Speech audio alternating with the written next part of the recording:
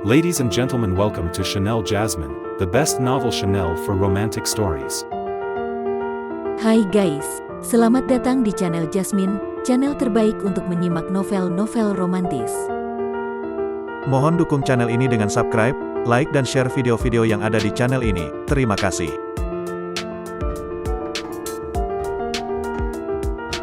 Perintah Kaisar Naga bab 4344, 4345, 4346. Kalau begitu sepertinya aku perlu mengumpulkan lebih banyak batu api ini, kalau tidak, unicorn api ini akan kelaparan dan aku tidak punya apapun untuk memberinya makan. Setelah Dev selesai berbicara, dia mulai mengumpulkan batu api itu dengan cepat. Unicorn api juga menggali sambil makan, dan tanpa sadar telah meninggalkan dasar pulau terpencil. Pada saat ini, Dev dan unicorn api itu sebenarnya telah sampai di dasar laut mati.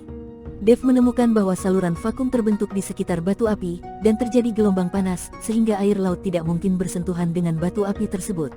Namun saat Dev dan unicorn api mengambil batu itu, air laut terus turun. Namun air lautnya justru mendidih. Meski permukaan laut mati tenang dan tidak ada ombak, namun dasar lautnya justru mendidih. Ini juga yang menjadi alasan mengapa tidak ada makhluk hidup di laut mati. Jika seorang kultivator jatuh ke laut mati, akan sulit menahan gelombang panas. Lagi pula, tidak semua orang bisa menguasai asal mula api dan tidak takut dengan api yang ada di inti bumi. Unicorn api makan sepanjang jalan, dan Dev mengambil semua sisanya. Tidak diketahui berapa lama sebelum api unicorn itu kenyang, dan Dev telah mengumpulkan banyak batu api. Tapi saat Dev melihat batu api berserakan di mana-mana di dasar laut mati, jika dia kumpulkan semuanya, diperkirakan dia akan tinggal di sini selama 1,5 tahun. Dev tidak punya waktu untuk tinggal di sini selamanya, jadi setelah memasukkan unicorn api ke dalam ring penyimpanan, Dev mulai bergegas keluar dari dasar laut. Namun ketika Dev naik, dia dikelilingi oleh bebatuan dan lumpur, dan tidak ada air laut. Tanpa unicorn api yang menggali lubang untuk Dev hanya bisa mengeluarkan pedang pembunuh naga dan terus memutarnya di depannya. Pedang pembunuh naga yang tajam itu seperti bor, terus-menerus meluncur ke atas. Saat ini di luar sudah gelap, dan tidak ada gerakan atau suara di laut mati yang sunyi. Di pulau kecil ini terdapat sebuah rumah batu di tengahnya. Rumah batu itu bersinar terang. Terlihat jelas ada orang yang tinggal di pulau ini. Di dalam rumah batu, seorang wanita berkulit putih dan berambut panjang sedang berendam di genangan mata air. Mata airnya masih mengepul, jelas merupakan mata air panas, dan pasti terkena api dari pusat bumi. Rumah batu itu membangun sumber air panas tepat di dalamnya, dan wanita itu tidak memiliki keraguan sedikitpun, dia telanjang bulat. Cahaya bulan menyinari tubuh wanita itu, dan kulit putihnya memantulkan cahaya. Tetapi ketika wanita itu menoleh sedikit, sinar bulan menyinari wajah wanita itu, dan dia menemukan bahwa separuh wajahnya terbakar parah dan penuh bekas luka. Sosok dan kulit yang begitu anggun dipadukan dengan wajah yang agak menakutkan. Pemandangan yang kontras tajam ini membuat orang sangat tidak nyaman. Wanita itu memejamkan mata sedikit dan merasakan suhu mata air. Di pulau kecil dalam jarak 100 mil ini, hanya satu wanita ini, dan tidak ada satupun makhluk hidup. Tempat sepi ini memang bisa membuat orang jadi sangat rileks. Duar, tiba-tiba, rumah batu itu bergetar hebat. Wanita itu mengerutkan kening dan tiba-tiba membuka matanya. Dia tidak mengerti apa yang sedang terjadi. Tapi sebelum dia sempat bereaksi, kekuatan besar tiba-tiba datang dari tanah. Tubuh wanita itu langsung melompat, dan di saat yang sama, dia mengambil pakaian dan topengnya. Sebelum wanita itu mengenakan pakaiannya, dia melihat rumah batu di bawah kakinya langsung meledak dan hancur. Sesosok bergegas keluar dari tanah. Wanita itu buru-buru memakai topengnya, memegang pedang di tangannya, dan menusuk langsung ke sosok itu tanpa ragu-ragu. Setelah Dev bergegas keluar dari tanah, dia menghirup udara keruh dan menarik napas dalam-dalam. Tapi sebelum dia bisa melihat sekelilingnya dengan jelas, Dev hanya merasakan cahaya dingin datang ke arahnya. Astaga, apa yang terjadi? Dev sedikit bingung. Dia baru saja bergegas keluar dari bawah tanah, mengapa ada seseorang yang menyerangnya? Dev buru-buru menghindar, dan energi pedang bergerak erat ke pipi Dev, membuat Dev merasakan sedikit kesakitan. Tepat ketika Dev beruntung bisa menghindari pedang itu, energi pedang luar biasa lainnya datang. Energi pedang itu seperti gelombang, membawa momentum yang mengejutkan, seolah-olah akan merobek Dev menjadi beberapa bagian. Kenapa ini belum berakhir? Dev mengerutkan kening, dan mengayunkan pedang pembunuh naga di tangannya, dan cahaya keemasan keluar dari pedang pembunuh naga. Ding ding ding ding ding, hanya dengan satu serangan pedang, energi pedang lawan langsung terlenyap. Saat itulah Dev melihat dengan jelas bahwa di depannya, ada orang bertopeng yang menyerangnya dengan pedang panjang. Karena orang itu mengenakan topeng, Dev tidak dapat membedakan apakah kami laki-laki atau perempuan, tetapi orang ini sebenarnya tidak mengenakan pakaian apapun. Hal ini membuat Dev sekilas menyadari bahwa ini adalah seorang wanita. Teman perempuan Tao, aku tidak tahu kenapa kamu tiba-tiba menyerangku. Sepertinya aku tidak memprovokasi kamu, kan? Dev bertanya pada wanita itu. Bagaimana kamu tahu aku seorang wanita? Wanita itu sengaja menurunkan amarahnya dan bertanya dengan suara serak. Sebenarnya aku tidak ingin tahu. Sayang sekali sosokmu begitu bagus sehingga aku tidak bisa melupakannya hanya dengan sekali melihat. Dev berkata tanpa daya. Namun, ketika dia berbicara, mata Dev tidak diam, dan dia tidak mengambil inisiatif. Karena pihak lain tidak suka memakai pakaian, dia tidak ingin melewatkannya dengan sia-sia. Baru kemudian wanita itu menyadari bahwa dia belum mengenakan pakaiannya. Setelah berteriak, dia melompat dan bersembunyi di balik batu besar. Setelah beberapa saat, wanita itu berpakaian dan keluar. Pedang panjang di tangannya diarahkan ke Dev, dan amarahnya terus meningkat. Kamu anak yang hilang, kamu menyelinap ke sini untuk memata-mataiku, aku akan membunuhmu. Setelah wanita itu selesai berbicara, dia menyerang Dev dengan pedangnya lagi. Energi pedang wanita itu menjadi semakin tajam, dan cahaya pedang yang tak terhitung jumlahnya membanjiri, seolah-olah tidak akan pernah berhenti. Dev sedikit tercengang dan buru-buru menjelaskan, Nona, saya pikir Anda telah salah paham. Saya di sini bukan untuk memata-matai Anda. Kamu telanjang dan aku tidak sengaja melihatnya. Kamu tidak bisa menyalahkanku. Dev menjelaskan dengan keras, tapi wanita itu tidak mendengarkan sama sekali. Dev juga terdiam. Dia tidak mengintip, itu hanya kecelakaan. Dia tidak menyangka akan ada wanita yang tinggal di sini, dan dia tidak mengenakan pakaian.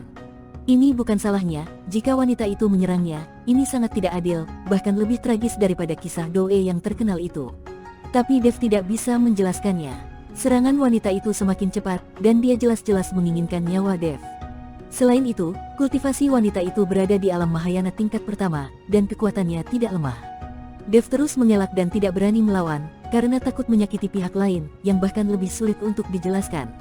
Saya melihatnya secara tidak sengaja. Jika Anda begitu sombong dan tidak masuk akal, jangan salahkan saya karena bersikap kasar. Dev memperingatkan wanita itu.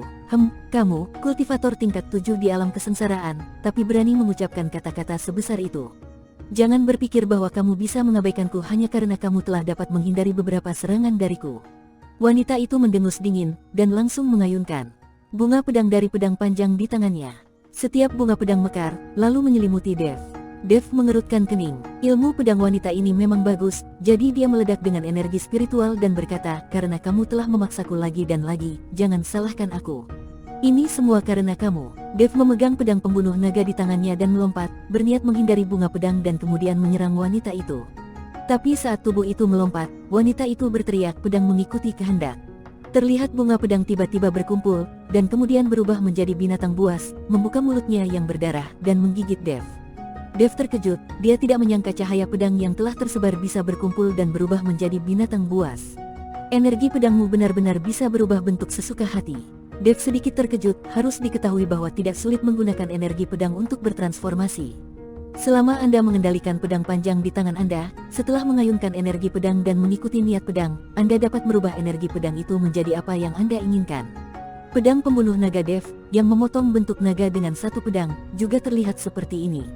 Tapi energi pedang wanita ini berubah menjadi bunga pedang dan menyerang, tapi dia mampu membuat bunga pedang itu berkumpul di tengah jalan, dan kemudian berubah menjadi binatang buas. Ini agak mengejutkan Dev. Bagaimanapun, tidak mungkin mengendalikan energi pedang setelah dilepaskan. Tapi energi pedang wanita ini dapat dikontrol sesuka hati seperti energi spiritual, energi iblis, dan lain-lain, yang sungguh luar biasa. Apakah menurutmu kekuatan sekte 10 riba pedang kami hanya omong kosong belaka? Wanita itu mendengus dingin. Sekte 10.000 pedang. Dev belum pernah mendengar tentang sekte ini, tetapi ketika dia mendengarnya, itu adalah sekte yang berspesialisasi dalam pedang. Meskipun ilmu pedangmu memang bagus, dalam menghadapi kekuatan absolut, semua gerakan itu seperti tipuan. Dev tersenyum dingin, lalu mengangkat pedang pembunuh naga di tangannya.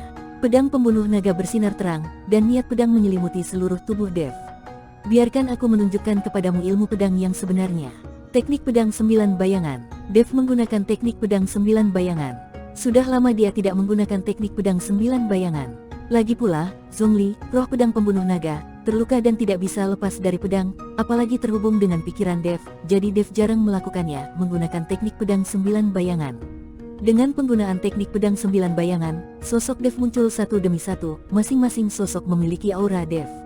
Sebanyak 6 sosok berdiri rapi di depan wanita itu. Ketika wanita itu melihat ini, dia langsung menjadi buta. Bahkan binatang buas yang diubah oleh energi pedang menghilang dan menghilang tanpa jejak pada saat wanita itu tertegun. Kamu, ilmu pedang macam apa yang kamu lakukan? Kenapa ada begitu banyak klon? Ilusi, ini pasti ilusi kan? Setelah terkejut, wanita itu sepertinya memikirkan sesuatu, dan matanya tiba-tiba melebar. Dia tidak mengira Dev sedang melakukan ilmu pedang apapun. Itu mungkin hanya ilusi. Tidak peduli berapa banyak klon yang kamu buat, kamu tidak bisa lepas dari genggamanku.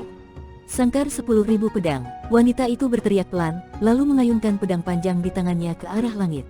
Di bawah sinar bulan, titik cahaya yang tak terhitung jumlahnya tiba-tiba muncul di langit malam yang hitam, dan kemudian sinar pedang seperti hujan, menuju ke 6 Dev di depan mereka. Ribuan sinar pedang, tidak peduli berapa banyak klon yang ada, mereka tidak dapat menahannya. Mata wanita itu dipenuhi rasa percaya diri dan sudut mulutnya sedikit terangkat. Indah sekali, seperti kembang api yang cemerlang. Tepat ketika wanita itu mengira Dev pasti akan mati, sebuah suara datang dari belakang wanita itu. Wanita itu sangat ketakutan sehingga dia buru-buru menoleh ke belakang, hanya untuk menemukan bahwa Dev muncul di belakangnya entah dari mana. Kenapa kamu ada di sini? Wajah wanita itu penuh dengan keterkejutan, dan kemudian dia berbalik untuk melihat 6 sosok Dev yang menghadapnya. Ternyata tidak satu pun dari 6 sosok ini yang merupakan tubuh asli Dev, dan tubuh asli Dev telah tiba di belakang wanita itu pada suatu saat. Wanita itu tidak pernah menyangka bahwa apa yang disebut sangkar 10.000 pedang tidak akan menimbulkan ancaman atau bahaya sama sekali bagi Dev. Apakah ini sesuatu yang dapat dilakukan oleh kultivator tingkat 7 di alam kesengsaraan? Keraguan di mata wanita saat ini mencerminkan level Dev. Mustahil bagi alam kesengsaraan tingkat ke-7 untuk mencapai ini. Harus diketahui bahwa dia adalah kultivator tingkat pertama di alam Mahayana, dan dia mahir dalam ilmu pedang, tetapi saat ini, dia dibuat sangat malu oleh Dev, kultivator tingkat ke-7 di alam kesengsaraan, dan lawan juga menggunakan pedang. Ini agak keterlaluan. Bersambung.